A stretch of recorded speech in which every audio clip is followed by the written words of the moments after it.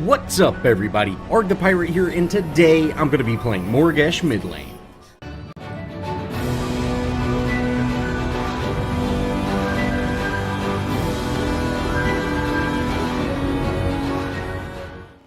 As always, let's go over the deck first. I have Quick Exit, Auto Mana Potion, and Auto Health Potion for my first, Tier 1 gems. And then I have Experienced, Spell Burn, and Overpowered Spell. Now, if you have better gems, definitely go for them. I'm playing on that lower level account, so I don't have just all the gems yet. Now for the cards, I have Advanced Evolution, Amplification Engineer, Mana Flow Acolyte, Thaumaturgy, followed by Soldier of Fortune, Corrosive Walker, and then Font of Experience. Of course, that's the first card you want to start with. Glycerin Dawn, which is Fireball basically, Cryo Agent, Atomic Soldier, Supply Sergeant, and lastly Reactor Beast. Now, my thought process behind this build was I wanted to really increase Morigesh's Waveclear. Now, I have Cryo Agent and Amplification Engineer for that mid to late game kind of area when you're really focused on, setting lanes or clearing out lanes and really pushing hard. I still don't find myself getting into a whole lot of late game final build games. Even though I do have a pretty serious final build with this Morigesh, I still don't really find myself getting all the way there before the game's ending. So I was kind of hoping that, with these two cards, they will kind of sync off one another and I will have some pretty substantial wave clear. Now, for those of you who do not know how these cards work, Amplification Engineer is kind of an AoE pulse that goes around you, and every time you use an ability, it does 8% of the current target, or all the enemies around you, does 8% of their health and damage. Now, of course, depending on what hero you're going after, or if you're just using it for minion waves, it's not going to do just an absolute substantial amount of damage. And kind of the biggest issue about it is it pulses around the hero. So it's not quite as effective on a caster as it would be on a melee hero. But if I'm in the middle of a minion wave, it will work great. And that's really kind of what I was going for with this build. Now, Cryo Agent is kind of the opposite. When you use an ability, your next basic attack does an AoE explosion around the hit enemy for 125 ability damage. So it's almost like giving a caster a pretty significant cleave. Now, my thought process behind how this build is going to work is I'll go into one of these massively huge minion waves and use my go fast button to kind of run through them all, and that will really start off that big huge 8% of damage across the board on top of them being hit with my ability, and then I can use a basic attack, do another giant significant portion of damage in AoE, or an AoE explosion of damage, follow that up by a hive and another AoE explosion, and I've basically cleared that wave. So fairly quickly I'm going to have some wave clear. Now, of course, I'm not going to tell you what my findings were. I'll kind of let y'all see at the end. I don't know how it's going to work. This is the first time I've tried to use these two cards on a burst caster, and especially a hero like Morigesh, to where I've never really concentrated on minions. Towards that later stage of the game, I'm more focused on killing, enemies, and thankfully, this was a great game to try it out on. Our offlaner ended up kind of quitting, and I said, hey man, please don't quit, and then they kind of just fed and didn't really help the team at all. But I didn't want to just give up, since I am for once trying out this build, And I actually end up doing phenomenal in this match, but really, no matter how well you do, if you've got a teammate that's just feeding, it's really going to be hard to come away with that win. But I end up absolutely just slaughtering this team. It was a pretty decent match on my team's part, except, you know, yeah, we just had one person feeding, and our ADC was just kind of really not syncing up with us. Now, I am in comms with our jungler that ended up turning into an offlaner and our support, so we kind of are able to coordinate and make this match last longer than it probably should have. But I was able to fully test out this build and kind of see how I like it and everything like that. Well, okay, that's kind of enough for the intro and talking about everything. Let's kind of get into this game. Now, as you can see, I'm currently 2-0. I've just absolutely been bullying this mid lane. They've had a Kwong in mid lane for a good portion of the game, and although Gideon's here, Gideon's really not a threat anymore because he is so starved on farm. And with me having Font and, you know, just having the ability to really snowball at this point, I'm doing a fairly decent job of getting ahead. Now, I go ahead and dive that tower a little bit, and I'm able to secure this Gideon another time, ending up in my third kill of the match, which he was just kind of standing there. I think he knew what was about to happen, but we end up getting our third kill, and we're able to, you know, kind of push this tower a little bit. Quang ended up showing up, so I kind of got out, but I'm, yet again, I'm not really threatened by him at this point. Having a caster, you know, a mid laner, have to sit around and fight for experience because I'm not exactly sure what their Quang was supposed to be, but since he's staying in lane, you know, that really hurts their team, and it's really going to take him a while to catch up to me and farm. Now, I was fortunate enough to head back safely and pick up my beginning cards, and Demolitionist really helps out if you're using Chaos as a caster. Like I said, I've played a handful of matches like this, and I really like putting this card on. It really helps out with those last hits. Now, I end up heading over to our off lane. We've kind of been getting bullied a little bit in the off lane, and I'm able to get a kill fairly easy on that Shimby. Now, I chased this Morigesh just entirely too far, but I kind of just want to send the message of, hey, we're not going to put up with y'all bullying this lane anymore. You know, y'all need to be on your toes. So I'm going to go ahead and dive for this kill, and hopefully that will alleviate a lot of that pressure. Now, at this point, Greystone has kind of really just checked out. They're not helping or anything, so I am really being forced to play aggressive in both mid lane and in that off lane. And I'm really hoping that, you know, this is the type of message that will say, hey, you know, you need to be on your toes because I'll come over there and kill you. And it worked for a little bit, but of course, I cannot be at two places at once. So eventually, you know, once they get vision on me, they end up pushing, and, you know, it's just that kind of back and forth. But we're trying to make do with what we have. Now, I end up going for the red buff here at 10 minutes in, and Morigesh ends up, you know, challenging me right here, and I end up getting a successful kill on her, but Gideon unfortunately ulted me, and I went down. But, you know, hey, I was able to take out their Morigesh, although being down a hero and going in for a trade kill is not the best idea. I did what I could, and hey, I still got a kill, so no big deal, we'll move on.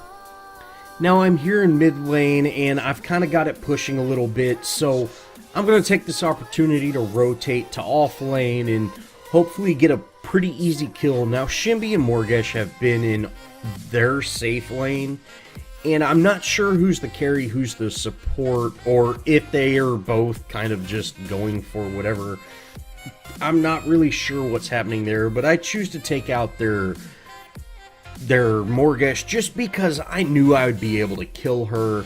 Shinbi ends up running away. I'm not really sure where she went, but I want to protect this tower. It's okay that she gets away. We're still down that Greystone. They do end up coming back at one point, and we really thought that they were going to help, but they really just end up feeding and not really doing anything helpful, I guess. But hey, it's no big deal. You can't always get good teammates, and it's best just to try your hardest and use these type of situations as a learning experience. You know, we're 4v5 and I'm still 7-1. You know, we can really use these type of experiences to learn how to play safer, because you're down a hero. They're going to rotate on you much more, and you can really learn, hey, now is not the time to push. Although you probably won't win that match, you know, yeah, as long as you're definitely learning everything from every match, or, you know, increasing your knowledge of Paragon, it is well worth it. Here at 14.5 minutes in, I get another kill in this off lane. Now, Morigesh and Shinbi have just put tons and tons of pressure on, and although there's not a whole lot of pressure in mid lane, I don't have the best Waveclear, as I mentioned. That's why I was saying this build is great for this game, because I am having to rotate so much to cover lanes. Our Quang built for the jungle, so he doesn't really have a good solid build for off lane, which going against a Morigesh and a Shinbi in the off lane when you're not really built to be an off laner has been very problematic. So unfortunately, you know, they're able to just put so much pressure. Although I'm able to come and clean up the kills, they're still taking objectives in that lane.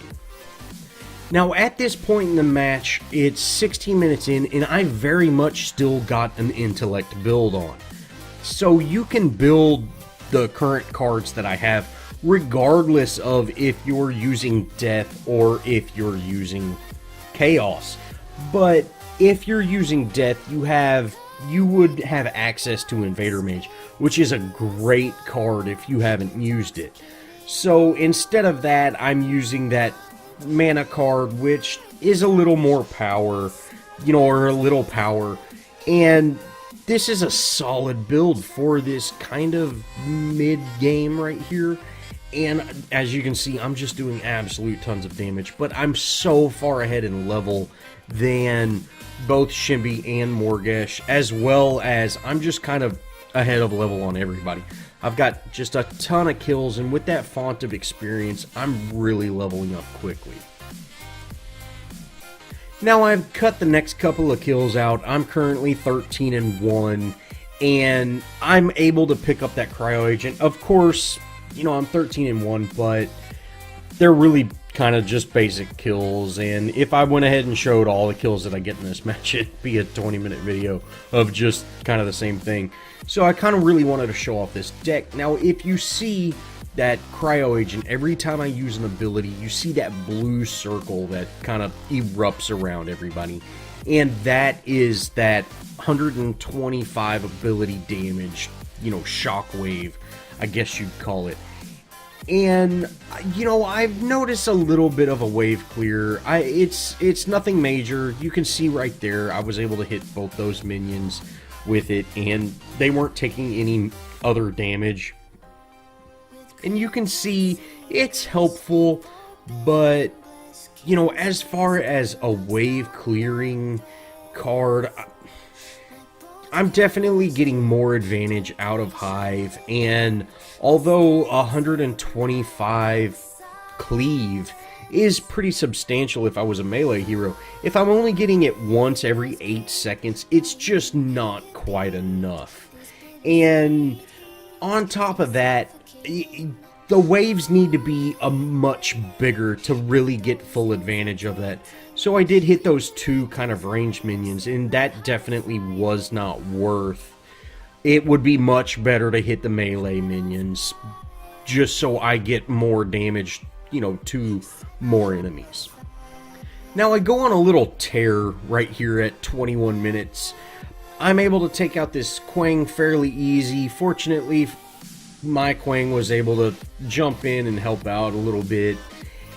Zinx is, you know, in their tower, and I'm able to get a pick on her out of their tower. You know, I've played with Zinx a couple of times since 42 came out, and I still find her very underwhelming.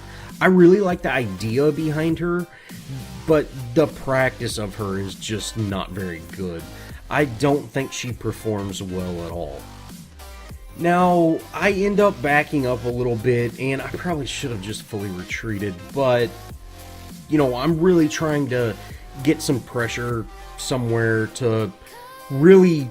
I still want to get the win, even though we are down a hero. Now, Morigesh ends up coming and challenging me, and I'm able to take her out, but Gideon's, you know, he's right behind me, he's on me, he's hitting me, and I end up getting my second death here. But 16-2 is a pretty good KD, and I'm pretty happy with how I've been playing.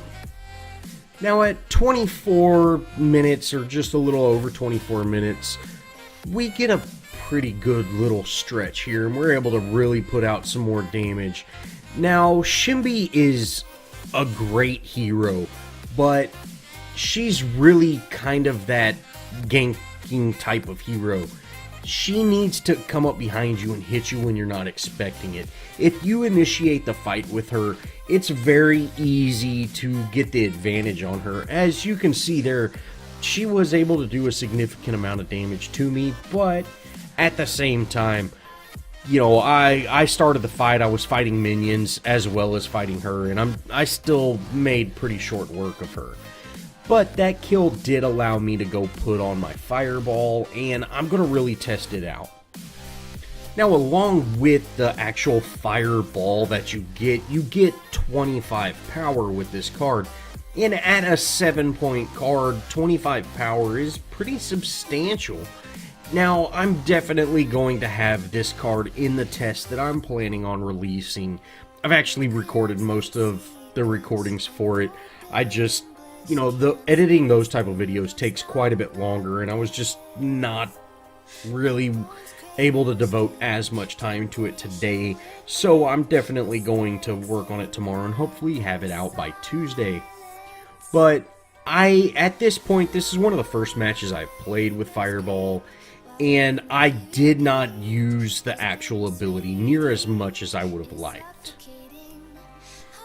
Now, these waves are actually starting to get fairly big, and you can see here I'm able to use that cryo agent to kind of do some damage, but as you can see, I still don't have just great Waveclear with Morigesh. Even with that cryo agent and its substantial amount of damage, you know, it's really just not enough to make her have, you know, a strong Waveclear that you could actually rely on her to defend a tower from a huge substantial wave. Now, if you see here, I am able to do that, but if there was, you know, if Zinx actually did stay there, I would not be able to clear that wave near as well, just because, you know, she'd be shooting me, and I'd probably poke back at her a little bit, and yeah, that just really affects Morigesh negatively. But Cryo Agent mixed with Fireball, now Fireball does work on minions. I don't know if I had a bug or not, but whenever I first started trying to use Fireball, it was not working on minions for me. And so I was just like, oh, you know, this card only works on heroes. Okay, no problem. And since then, I've actually used it on minions. So I'm not sure, you know, Paragon's kind of been very buggy with the menus, and some of the cards have been very buggy lately, just because, you know, they're still changing so many things in the background. I don't know if y'all have noticed, but like the card menus are always goofy, and the cards don't equip or don't, you know, appear in the decks in the order you pick them anymore. You know, just small little things like that. And so I did notice Fireball is now working on minions, so that is good, but if you see her, I'm not using it on minions just because, hey, I was under the impression that it wouldn't work on them. So it is changed now, or it's fixed to where it does, so that's something to note. And it does pretty much one-shot a minion, so, you know, hey, that's great as well. Now, I was able to put on my Amplification Engineer. I've got Amplification Engineer, my Atomic Soldier, and that Cryo Agent, so I'm really hoping that this will be just massive amounts of Waveclear. And as you can see, every time I use an ability, I get that red pulse circle around me. Now, that is the Amplification Agent. And you can see I did exactly what I was trying to do there. I used my run fast button to run through everybody, hit them for a little bit of damage, and then hit them with that Cryo Agent. And I've got to say, I've got way more Waveclear than Morigesh normally does, but it's still not enough. I don't think this build is actually worth it, and after doing that small test, I just went, hey, I'd rather have Fireball on. This is just, you know, it's good, it's just not great. Now, I do keep Amplification Engineer on just because of the power and everything like that, but I'm not going to use this as a Waveclear for the most part, just because it's not, you have to be on top of an enemy to actually get the effect. And, you know, typically, I would say this card would be great on a ganker. You go out there, you know, for instance, a Grux goes and, you know, does his smash and grab, and that not only initiates the fight with an 8% damage, but, you know, hey, they're stunned, and then he can use his whole kit and just absolutely annihilate somebody. I think that would be great, but as a caster, you know, I want to stay away from the enemies, and so I'm having to go into the minion waves to actually get some kind of damage on them. And that's just really not ideal, because that's going to put you out of position to be ganked if, you know, you're standing in the middle of a minion wave. So that's really just kind of my thoughts on it. It is a great card, you know, it's got a ton of power and things like that, but there are definitely better cards out there. Now, like I said, at this point in the match, I'm no longer the most fed person here. Of course, I was able to, you know, make short work of Shimby, but I had my lane advantage, and I'm Morigesh, you know, she's pretty mean late game. But if Shimby would have been focused on me from the beginning, I'm fairly confident she could have got me. You know, Shimby is kind of underestimated. She's a really great hero, but you have to play her like an assassin, which you wouldn't think, because she's got all these lights and whistles and, you know, music when she moves. But yeah, if you play her as an assassin, she's really tough to deal with. And once she's hitting you with her little spinny wolf things, it's really hard to get out. Well, that's going to kind of wrap it up, guys. I end up going 23-7, which is going to end here very shortly. But, you know, we just got outplayed. We were down a man. It was a pretty difficult match for us. But I did get to test out this lane pushing build that I wanted to try. And I gotta say, on Morigesh, I'm really not feeling it. The just whole fact that you could clear waves faster was enough to make me try it on her. But I think you're still better off as playing as that, you know, crazy assassin that, you know, pops in, hits you twice, and then, you know, kills you from half a mile away. I think that's more fitting of a playstyle for her over playing as, you know, playing someone that's actually trying to clear waves and things like that. I would like to be able to, but that I just don't think that's in the cards, quite literally. So, thanks for watching, guys. If you enjoyed this video, show me some love. Leave me a comment.